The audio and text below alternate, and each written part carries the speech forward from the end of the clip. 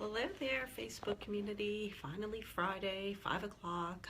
Hope everybody is, finishing up their work day, had a great work week, and is looking forward to the weekend. I know myself, I am. Definitely had a crazy busy week. I was really challenged with time and commitments and such this week.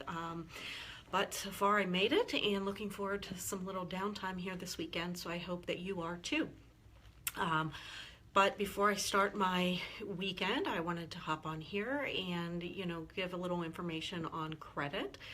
Fortunately, a lot of this is not firsthand experience for me, so a lot of what I'll be talking about has come from my learning and education from following Dave Ramsey and reading some of his books and attending his Financial Peace, I think it's what's called Financial Peace University class. But it's some interesting things that I came across, so I wanted to take a few minutes and share with you.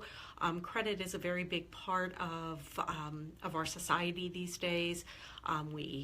Most of us have some type of, credit or debt, and some probably more than others, unfortunately, but definitely is a big thing. So I just wanted to take a few minutes and share a couple of things about credit scores and credit reports that actually was new information to me as well.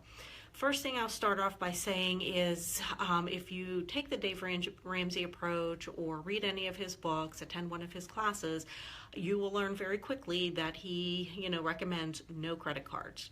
Whatever credit cards you have, cut them up, get rid of them, and learn to live without them. Do not rely on them. We don't need them.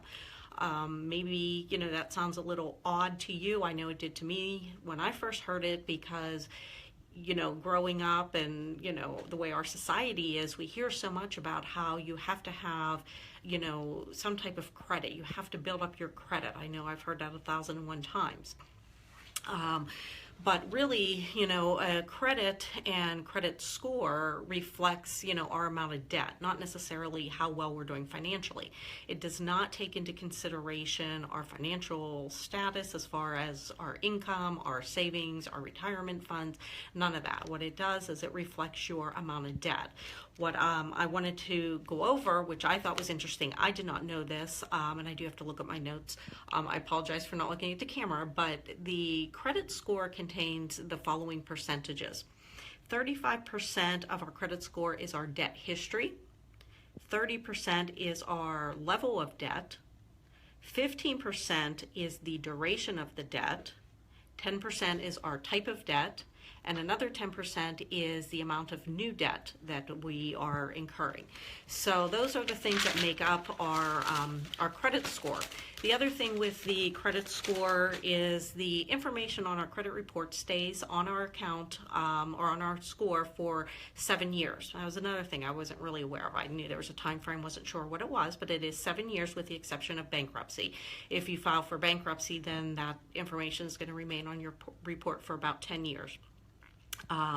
Interesting enough, what I did find about the credit report is they cited that 30% of the credit reports actually contain accounts that maybe you, the consumer, have already closed. So, you decided, all right, I don't need that TJ Maxx credit card. I'm going to close that account, pay off the debt. But maybe that is still being listed as part of, your debt, the amount that you have. And that's based on, how much they give you. Your account is available to you, whether it's, $500, $2,000, whatever it is, that gets added into that credit score.